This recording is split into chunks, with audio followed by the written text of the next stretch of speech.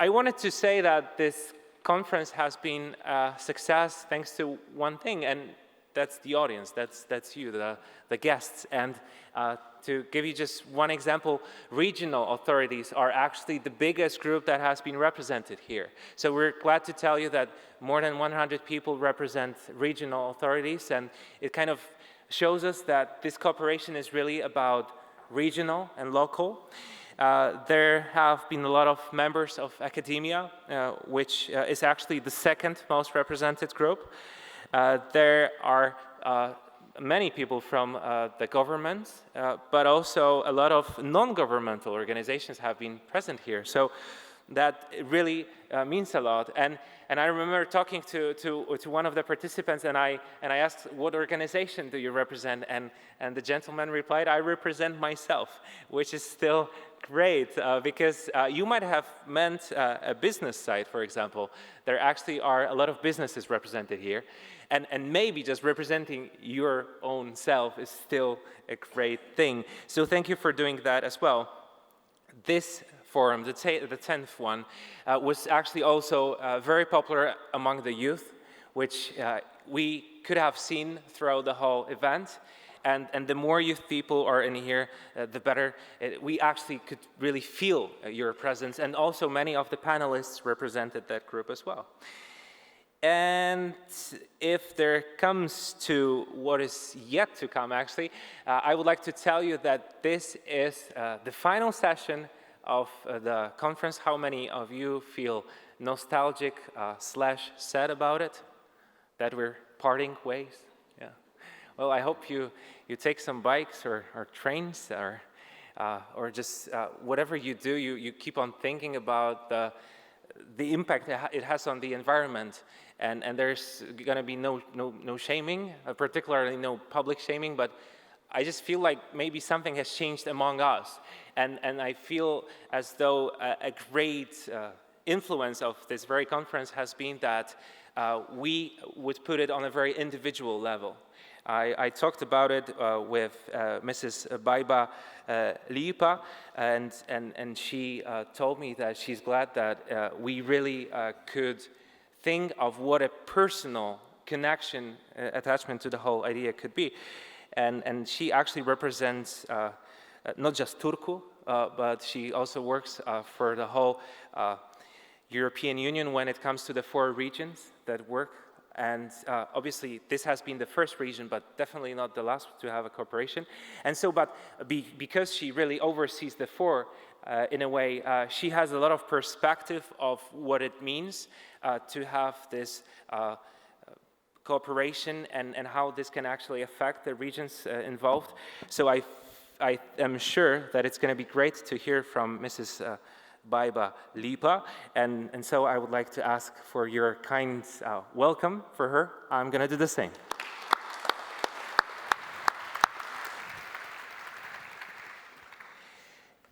And I still wonder if the way I pronounced your last name was fine? It was fine. Okay. What was it? It was not Latvian pronunciation, but it was fine. Okay. What would be the Latvian pronunciation? Liepa. Liepa. I thought that I'm going to remember that, and I made the mistake. I'm sorry about that. I will Don't just be sorry. It's okay. I'm just going to travel to Latvia more often, and I'll listen to, whomever I'm going to meet at the street, I'm going to be like, what's your last name? And can you repeat that so that I really get the Latvian accent? That's the idea that I have. We have had a lot of great ideas. I'm not sure this is the best one. So how about we actually hear from people who have great ideas? There's the coordinator of the Horizontal Action Capacity, Mr. Anders Bergström.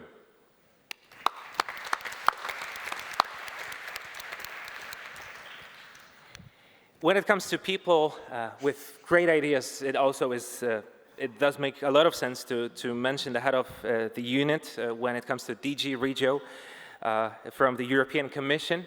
I remember the first day, which was just for journalists. I had the privilege to be part of it, and I remember how you welcomed us. and it was a very sunny day. You were smiley, and you said that we're off to a great start, and I could see the engagement in your eyes, and you know what? I still see it after the 2 or more days, and so I'm really impressed that you really lived this conference, and this is about Mr. Jean-Pierre Chalcon.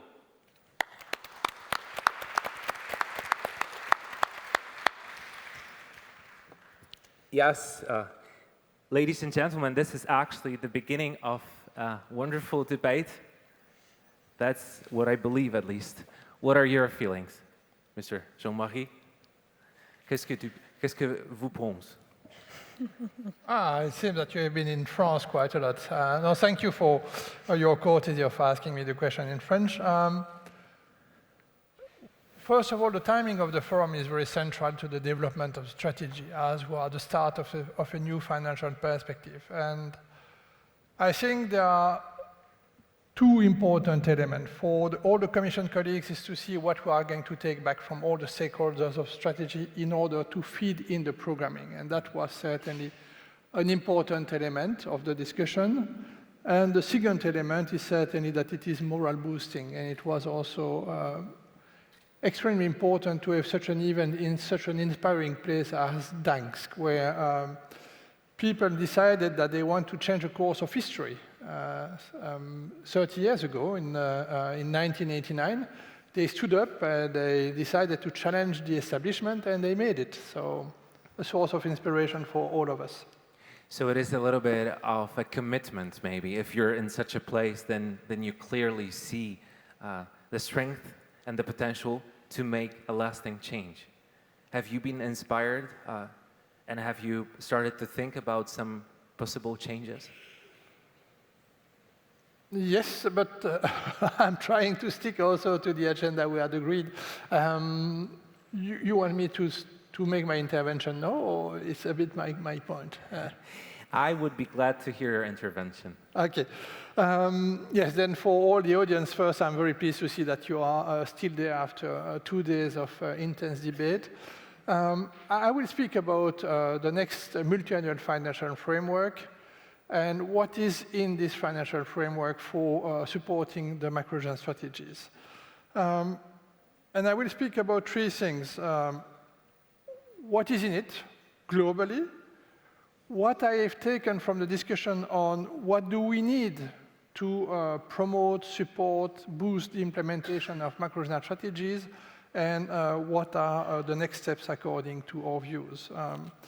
So for the multi-annual financial framework, there were some keywords which are very important. First, it was to be more strategic in the way funds are allocated, more efficient, and also more result-oriented. And this was cross-cutting for all the funds of the European Union. We started the discussion somehow with the report on the implementation of macro-regional strategies, which was delivered to the Council in January this year, and led to Council conclusion. And this is quite, I would say, a moral boosting also decision of the Council to really promote and support the implementation of the macro-regional strategies by supporting the way they should be taken over or on board by all instruments of the European Union budget. I will speak more in details about the cohesion policy, but we need also support to connect with other policies, rural development, which is so important if we want to save the Baltic Sea, maritime policy, research, also environmental policies. So that's a very good start. And then there are many other points, and I will list them very quickly. We have new policy objectives, which are also extremely relevant. That's the second point I want to raise. The first policy objective we have in the new cohesion policy is about supporting research, innovation, smart specialization, and that's something which is at the center of this policy. The second policy objective we have is around the green dimension, climate change, renewable energy, everything we do to be more resource efficient. The third policy objective is about connectivity, and I will not go through the 5 one, but you see that the policy objective we have are matching fairly well the one of the strategy. The third point I wanted to raise is also the fact that we have proposed a radically simplified regulation in order to have efficiency gains and also to be faster in implementation. And that's also part of the political relevance. The fourth point is about the connection with European semester. I know that it can sound extremely weird, but in fact, every 6 months, the Commission is publishing reports which are discussed among head of states. And those reports are called the country report with country-specific recommendation. And those reports are being written by a very restricted club, and we are now part of the club. And that's highly political, and it's a recognition of the importance of cohesion policy. The next point, my fifth point, is about the recognition of the importance of cooperation, which is now hosted under a single regulation, being cooperation implemented within the European Union, with the countries which are part of the enlargement policy or with the countries of the neighborhood. The sixth point is the fact that DG Regio is now recognized as the hub for territorial cooperation, while in the past this task was divided between DG Regio and DG NEAR. The seventh point is also cooperation is promoted in mainstream program in the cohesion policy. And that's something very important. We have 2.5% of the budget which is dedicated to cooperation and 97.5% dedicated to mainstream programs. So very important that cooperation is promoted there. The eighth point I want to raise is the alignment between transnational programs and macro-regional strategies. In the past, regulation was silent about it. Now it is clearly indicated, and it is not an option anymore. It is guidance given by the regulation.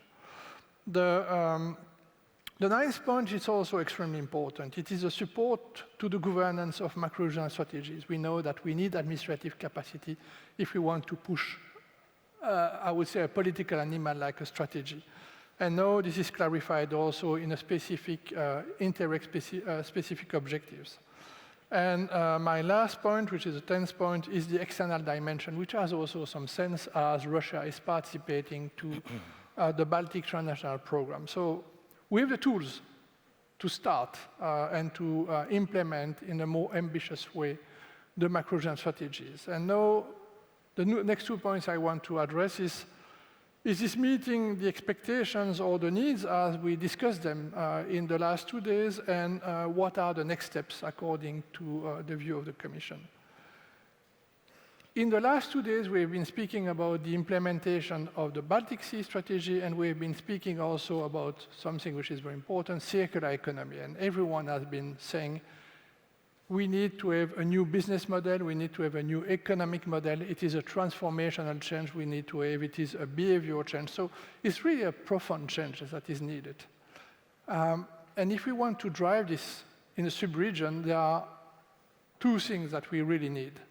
First is that the policies of the member states participating to the strategies need to be coordinated so that whenever we start a project on circular economy in one country of the region, it can be implemented also in the other countries. That's something very important because we agree that the region is such that those projects are transnational by nature. The second part, which is also very important, is we are proposing a framework for the private sector to invest in, and what they are asking is for predictability of funds which are sufficient. And this is where we really need to work very hard. It is connected to also the fact that cooperation is now promoted in mainstream programs, and I will move then to my next point on what do we expect from the Commission as the good starting point we need to have. We need 2 things. We need a good action plan and a good communication. The action plan of the strategy, as you may know, is being revised, and it is a unique opportunity to make sure that we have an action plan that is paving the way for an implementation through all financing instruments. What do we need by good? Certainly, for anything we propose, we need to have a clear EU added value. We also need to have clarity of what success means for each goal, each target we propose. It has to be resource-minded. If we speak about the transnational program, we need to think that it is 3 to 4 euro per capita for 7 years. So 2 coffees in 7 years. So those coffees need to be strategic. They need to be morale boosting. They need to be good. And then it has to be time smart. We cannot push everything at the same time. The last point is that also we cannot have losers. I mean, the strength of the macro-regional strategies is that it is meeting also the expectation of everyone, and we need to keep that. And then, whenever we speak about communicating, certainly we need to use the strengths of the existing resources which are there, the national coordinators, the PACs, the HACs, the Commission, Interact. We need to rely on all the structures, but we need to be sure that the decision makers for the future are informed and sensitized to what we want to do. At the end, we need to convince them, because it is a bottom-up exercise, but they need to be sure that what we are proposing to them is good for the country, and it's also something that electors will love, because at the end, we are in the democracy. Last point is timing. And as often we say, time is now. We have an urgency on the issues we want to address. I never heard about saving the Baltic Sea. We will do it tomorrow. I mean, everyone is saying it's more and more urgent. So the issues we are addressing is urgent, and the timing for the financial framework is also urgent. So we have everything, and we need to have everyone. We really appreciate it. Thank you so very much for this summary. I think it calls for an applause, because that's quite a statement. Thank you, sir. We really appreciate it. I wonder, because one of the things that we have touched upon is the 4 European Union macro regions. And I know that if I would ask you about them, you would probably also see the fact that circular economy really has to be part of all of them, not just the Baltic Sea area. Yeah, it is a part of everyday's life. And for me, macro-regional strategies, in whichever territory they are defined, they are about something what people need, what those living in the territory need. So circular economy is a part of our everyday's life. And that's also what I learned from the session just we had before this, this panel, is that quite often we refocus our discussion within the strategy, and not only within the Baltic, but in any of the strategies, into talking institutions, talking function, but we kind of leave in a second place those people who live in the territory. And I think that is what I heard now very much, that strategy is about people, and I'm very happy to hear it is for people and about people and what the region needs. So, and yes, the topic is very relevant for all 4. And so when the new action plan is established, when it's more focused, it would also have to be even more inclusive of everybody that's concerned. I mean, there's 80 million people living in this region.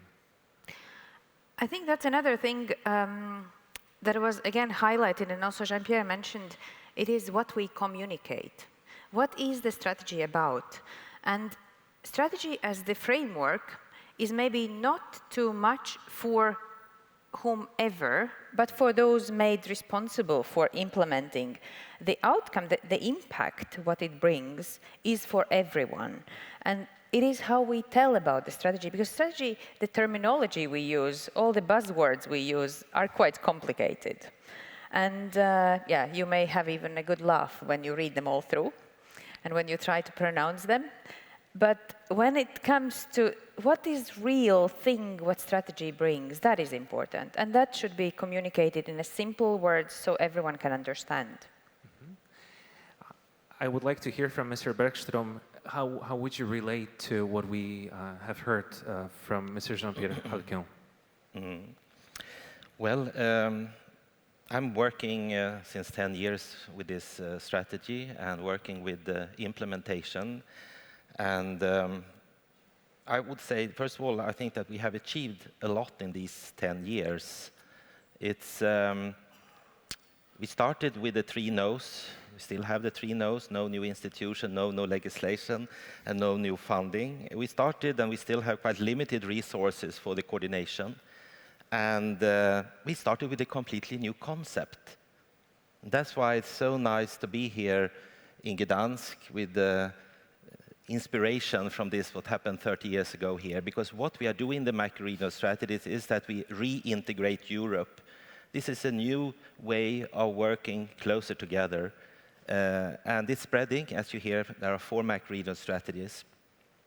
So we can't claim that we have cleaned the Baltic Sea yet. We haven't lowered the youth unemployment, and it's not thanks to us when it's going down in some of the member states. But what we have do is that we have developed a new format for collaboration in Europe, a completely new way of working integrated, where actually citizens are brought together to solve our societal challenges.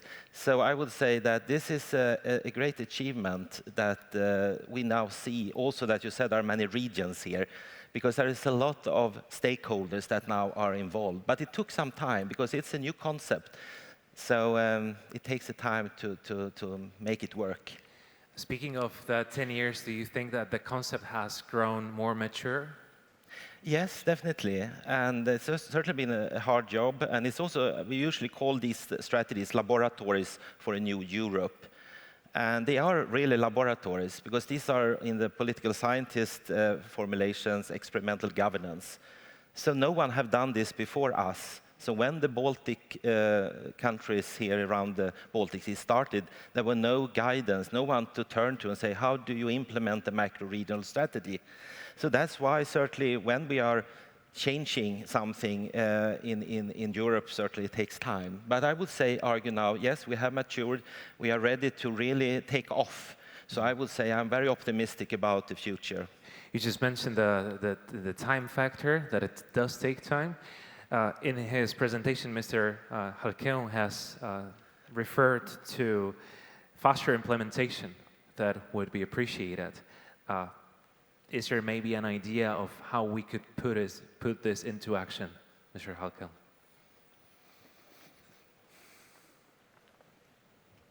Can you, sorry, refocus your question so that... Sure. You referred in your presentation to the faster implementation, which would be appreciated. Do you have an idea of how we could achieve this very goal? There are 2 aspects in the faster. I mean, we need to keep the time pressure to develop the action plan in order to have the action plan ready and synchronized with the MFF calendar. That's one aspect. The second is that we've brought many simplifications in the regulation that should fasten the implementation. For instance, for the one who are initiated to the regional policy, who are going to go, we won't need anymore a designation process, which has been something which was taking a year or something. So we can really jumpstart the implementation. We are going to also move towards more costs which are defined in a different way than just by expenditure reports, so that we don't have the supporting documents. We are going to work with fixed costs. So all those simplifications will allow to have a faster implementation. And that's really central, that what we decide today as priority is implemented faster than what we see. Because in 2017 and 2018, we were still spending more on the 2013 financial perspective than, on the 2007 financial perspective than on the 2014. So it was a priority designed in 2006, which were implemented, not the new one. So many times the discussion comes down to financing, and we know, as you mentioned, that it is limited. Do you think that by ways of putting more financing into the strategies, we would achieve more, or there is no such simple interrelation? We often spoke about the fact that if we speak about circular economy, it's about behavior change, and I don't believe that you can buy behavior change. But still, there are many investments which are needed to promote circular economy, to change for instance, the energy model we have, to make it less depending on carbon, on fossil fuel energy. So on that aspect, we need investment, and this is where we need also to have the connection with the big item or the big section of the EU budget. And now, Mrs.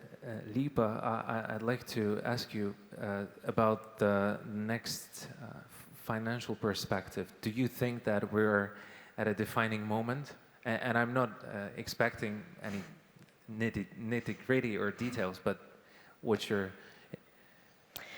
Let me reply to the question maybe a bit general, because this is not really, yes, we are working with financial part, with embedding part, but still we are more on the cooperation side.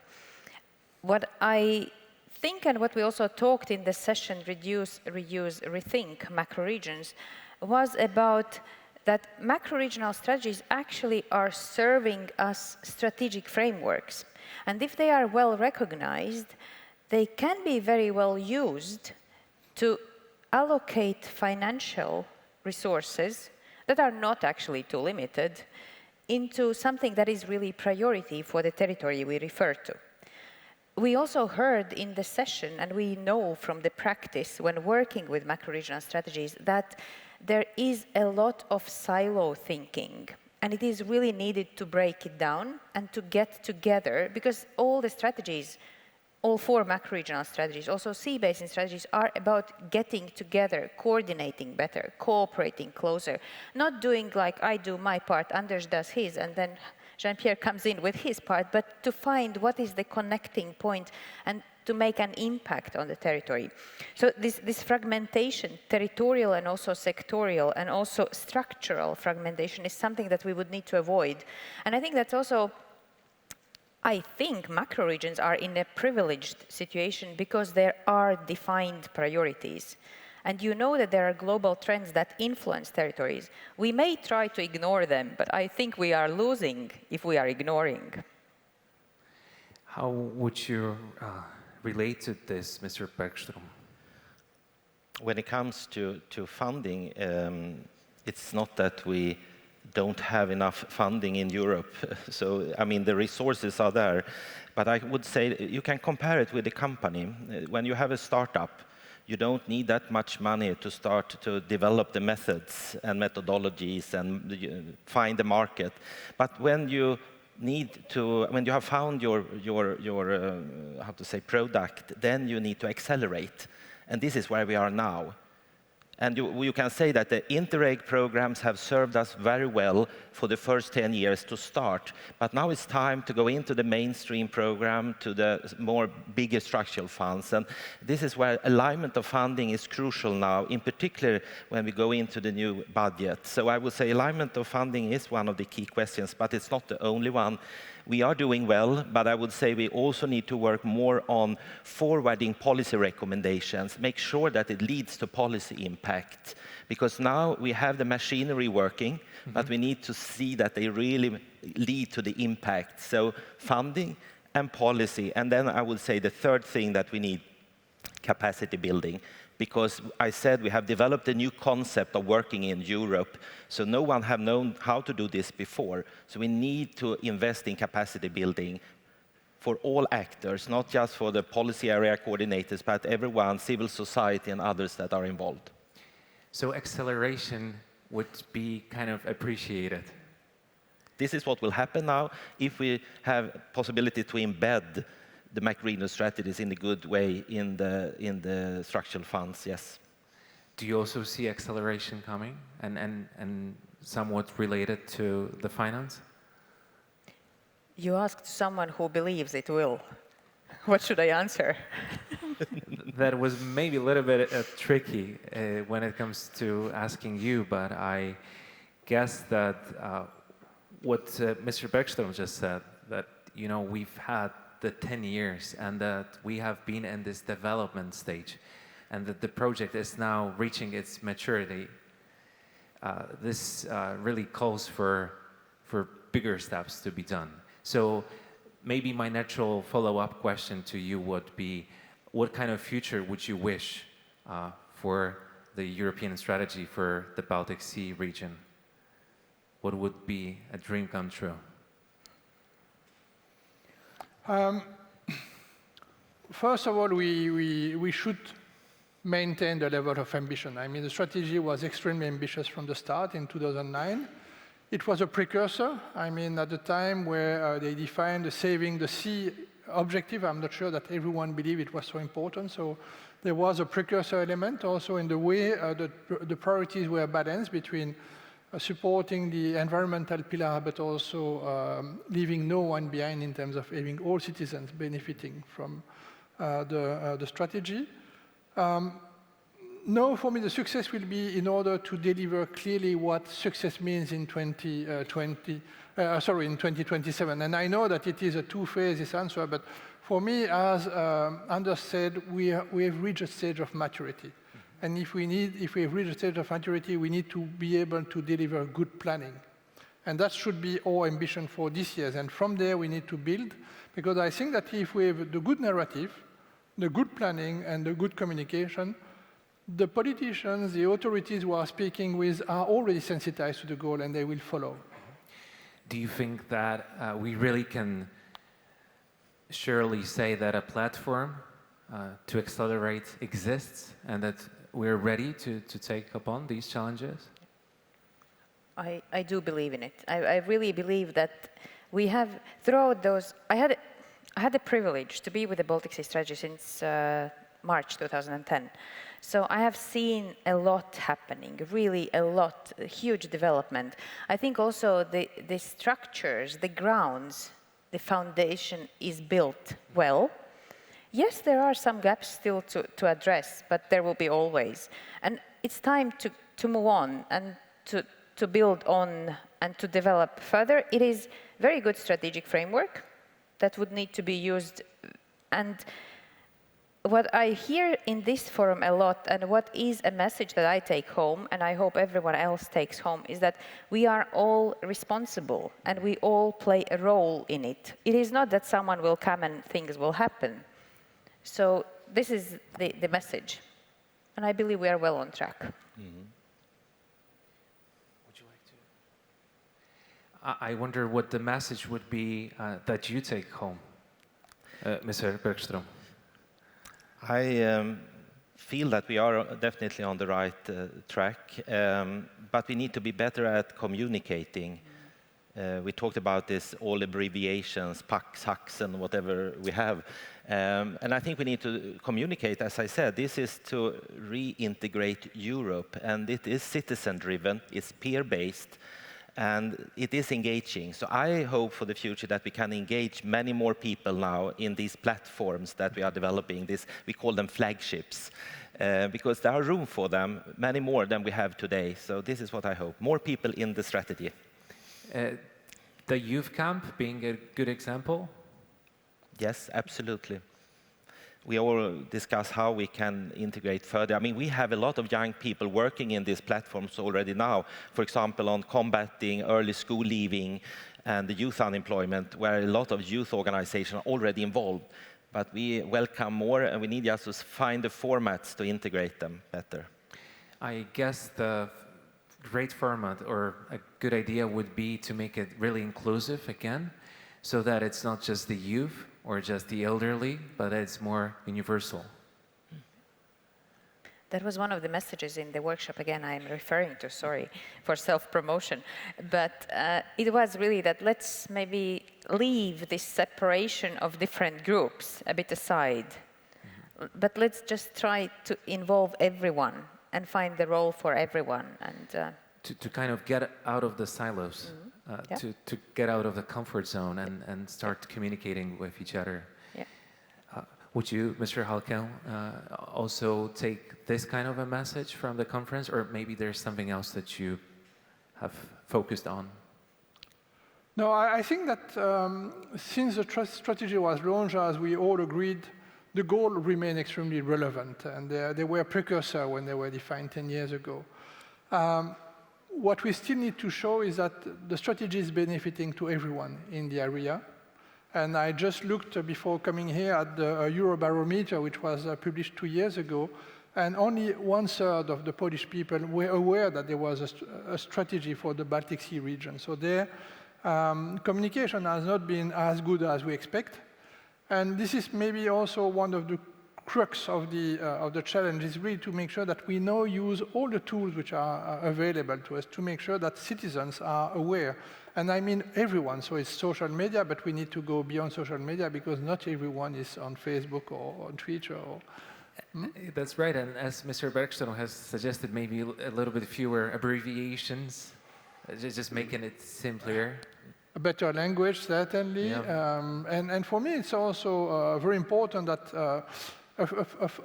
a Polish farmer who is asked to reduce the use of fertilizers and pesticides is fully aware that it is benefiting for his friends who are the fishermen on the Baltic Sea, but at the end that there is also something that comes back for him. So this aspect is, I believe, under-communicated.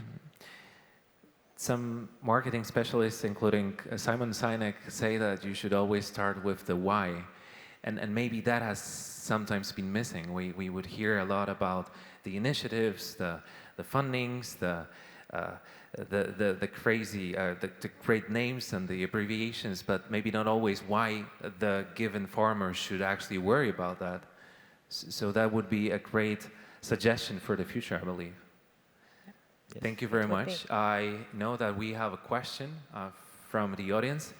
And again, we wanted to make sure that the whole forum is about communication. So it would be really sad if we didn't take any question from you, dear guests. And so the questions that come from the app are as follows. Do you know how forum materials will be reused after this event?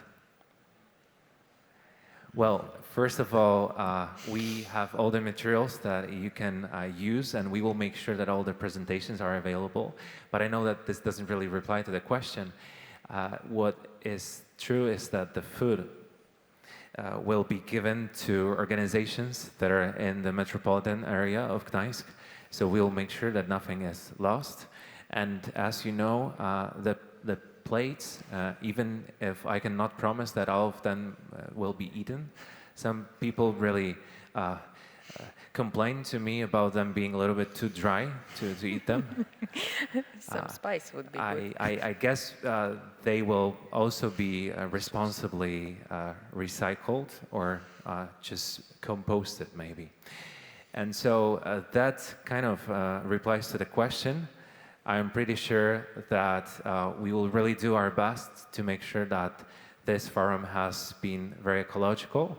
Again, we have saved almost 1 million liters of water thanks to the sheer decision of not deciding to have meat during any of the events, which I guess you might have appreciated as well. Yes, no, certainly, let's say,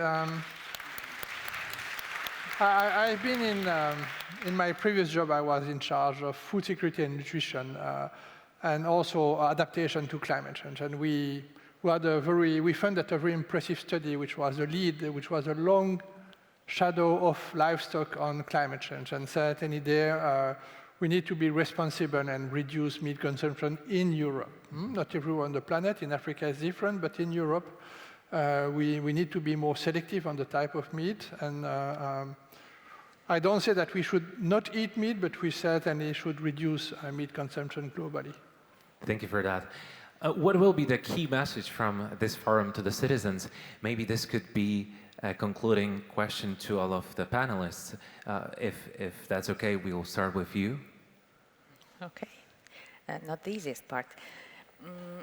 I would take the message that I already said, that the strategy is for every one of us. It is always easiest to get involved if you think thematic. And all of us, we are representing some institution, some area, some field, some governance level. So I would say that just you need to find where it is for you and get involved. And we are free to get involved and how to benefit from it. And that's the good thing, I think. Totally agree. Mr. Bergström? Well, we together, many of us here has been working now many years to develop this new collaboration structure. And we are ready now to engage many more people in our different flagships. So the message is that we are ready to welcome. You can be working with youth unemployment or Save the Sea or whatever topic, but we are ready to engage more people now. And so there's going to be more talks, probably, more meetings, Yes. and more very clear communication. Yeah, I think you are right about that. It's the why we need to start with. And when we are working with capacity building, we always start with sense making. Yeah. If we talk to a trade union or to a youth organization, we always start to why are we working with macro-regional strategies, not on how. That is important that you said that. Thank you very much. Mr. Halkel? Well, I will certainly echo the importance of reminding and also communicating extremely well on the why the strategy is needed. And certainly also on the inclusiveness. We always said that the characteristic of a macro-regional strategy, and even the name macro-regional strategy is not so easy to understand, but it is the bottom-up approach. And so far, we need to see where the bottom is. But the bottom is not yet the grassroots level. And I believe that there we need to work on inclusiveness. And certainly, there is one thing which is very important is indeed to accept the opinions and contribution of everyone in a strategy. It's not about turf, it's about sharing, and that's really the strength of the strategy. I know that most of you have participated in all of the forums that have been taking place before. Do you genuinely believe that the message of this one will be repeated a year later? I have heard actually during this is my 10th annual forum.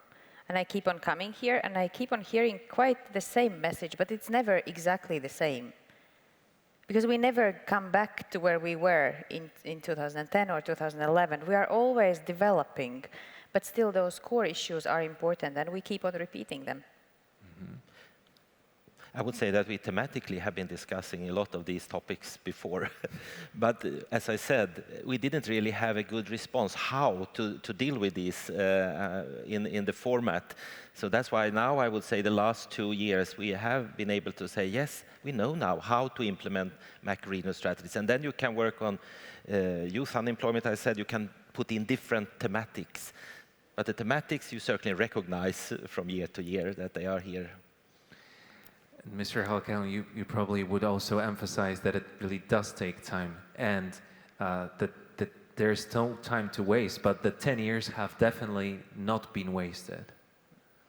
No, the 10 years have certainly not been wasted. They've been pretty well used. I am impressed by the work which was done. And you were asking, are we going to keep discussing the same topic in the coming years? There are some topics that we must keep discussing. But I'm also convinced that there will be new concepts being developed in the coming years. Right now, we speak about circular economy. That's certainly a new form of conceiving the value chain with less input in terms of raw materials and less output in terms of waste. But maybe in 2 years' time, we are going to have a new concept with circular economy and the inclusiveness of the value chain. And this is also the strength of the strategies, that they need to capture the new model that we need to use and to promote them into national policies, regional policies, in order to engage at all levels and allow the strategy to remain at, I would say, the state of the art in terms of ways to meet the goals.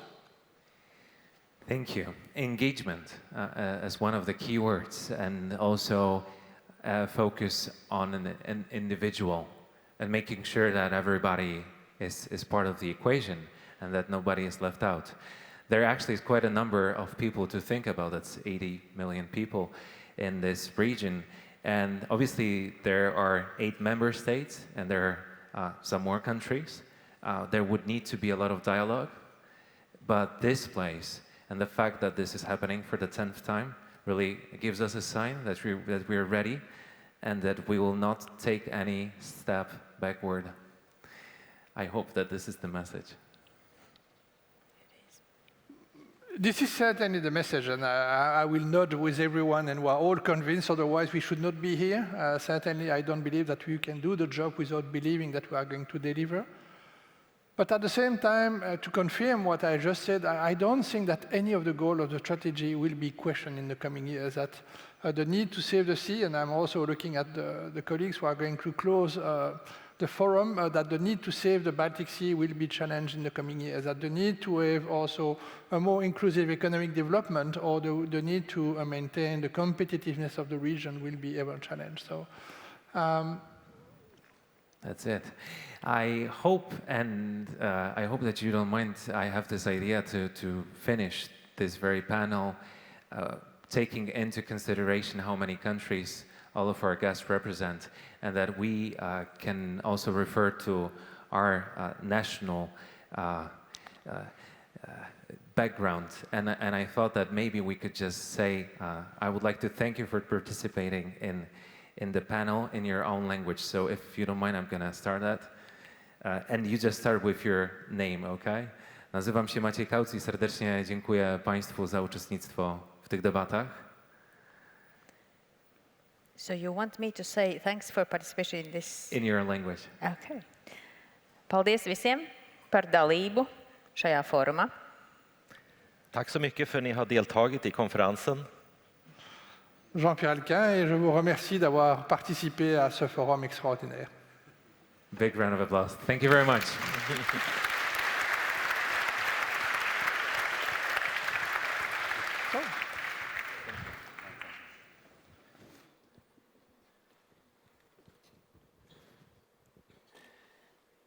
Sorry for hogging the question time.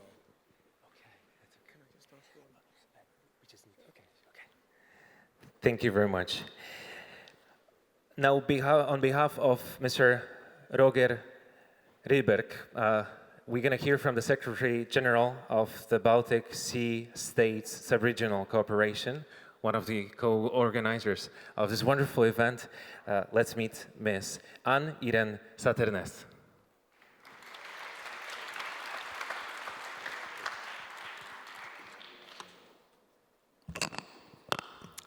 So, ladies and gentlemen, dear Baltic Sea region colleagues and friends, first of all, I want to thank you for these wonderful days here in Gdansk, for contributing to a successful annual forum as speakers, organizers of seminars, active participants in discussions and networking. It's been a great pleasure for the BSSC to be co-organizers of this forum. And I want to thank the Pomeranian region in specific, and also the Polish Ministry of Foreign Affairs for very good and great cooperation in the preparation and execution of this forum. As Norwegian chairmanship of BSSC, so we also hope that this event has visualized the interest and active role of Norway and its regions within the framework of the EU strategy for the Baltic Sea region. Circular and sharing economy as an answer to demographic changes and environmental challenges in the Baltic Sea region has been the focus of this annual forum. As organizers, we wanted this Jubilee Forum to be focused, to stimulate more cooperation cross-policy areas and horizontal areas, as well as more cooperation cross levels and structures in the seminar programs, and, of course, better involvement of youth. I think I can say we have succeeded. And so what now? The action plan of the EU SBSR is under revision. A new programming period for EU funding is approaching, and programming work and preparation is about to start. A new European Parliament is elected, and soon a new European Commission will take seat and start their work. So how can we make use of this momentum, making this annual forum a springboard for further development of macro-regional cooperation in the Baltic Sea region? What can you do, each of you? What if we all take the knowledge, the discussions, the inspirations, and the personal reflections with us back to our daily work to inform and include our co-workers and leaders, talk about the achievements, develop new ideas and initiatives, communicate and interact, and make better use of the virtual as well as the physical platforms in the months to come. Thank you in advance for not letting this forum be a conference among the many, but a kickoff for future initiatives and cooperation. The EUS BSR enables us to do things better together through connecting people. So let's therefore work together and make sure that the Baltic Sea region strategy becomes an even better framework for cooperation and more vivid engagement and more concrete results to be delivered. Thank you and have a safe journey back home.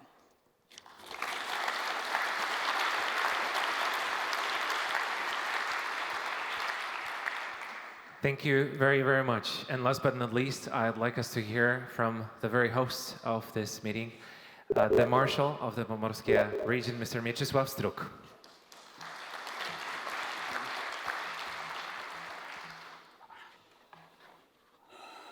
Ladies and gentlemen, dear friends, let me start with thanking again all the speakers, experts, and participants for coming to Gdańsk and your involvement.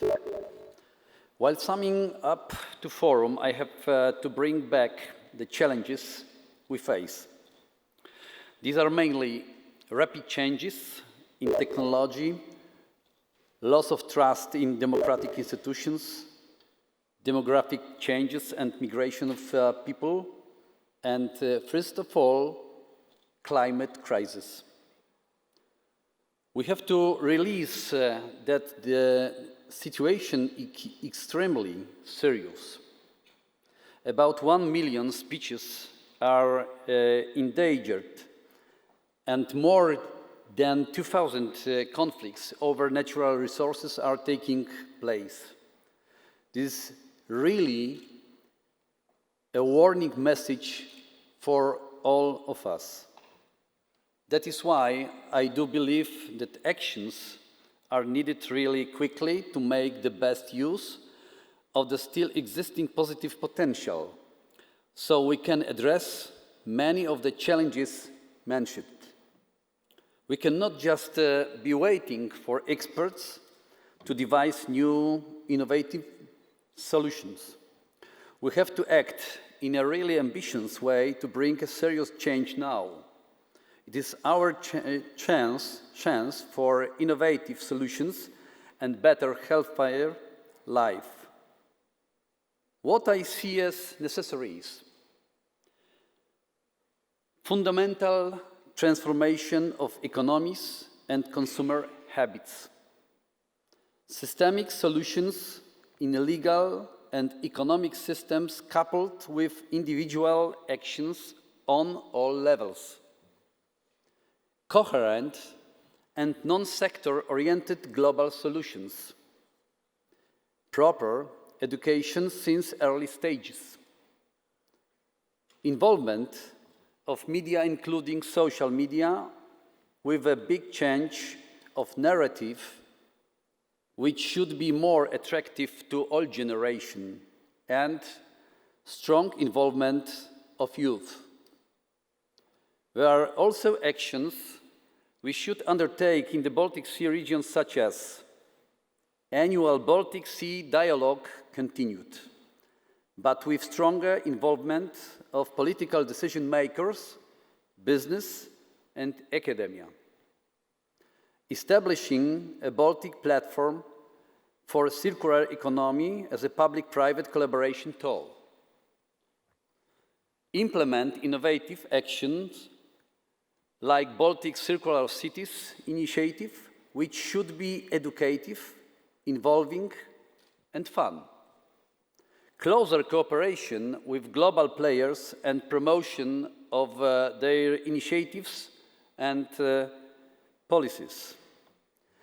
Stronger and more visible campaign of the 17 Sustainable Development Goals. I believe that macro-regional approach can be a great asset. However, it needs bigger involvement of all levels, including regions, cities, and civil society. I also believe that while we need systemic overall approach, support for small bottom-up actions is necessary too, to be able to use the potential of our citizens and especially of the youth. Hoping for ambitions and coordinated actions, I would like to once again thank the co-organizers of the forum, President Roger Ryberg and the BSSC, as a whole European Commission and Polish Ministry of Foreign Relations, as well as the Council of the Baltic Sea States and all the institutions and Baltic Sea organizations involved in the many events happening during the forum. And last but not least, the Pomorskie team preparing the forum. And let's remember, future really does start now. Thank you very much.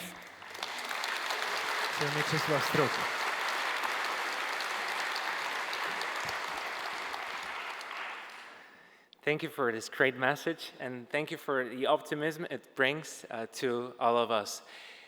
I'd like to say that this has been indeed extraordinary, and the 2 days that we have spent here, I hope that you'll share my opinion, will stay with us. And I hope that you will always remember that Gdańsk and the Pomorskie region will always be welcoming to you, and that we would love to see you back as soon as possible. There's just one practical information I'd like to give you. It's that we're still waiting for your survey to be filled. The reason is, if there's something that we can make better, it would be great to hear about it, and who knows more and who has more to say than you, the people that have spent so much time with us. Thank you for your engagement and for your open hearts. We hope to see you in the future. Thank you so very much.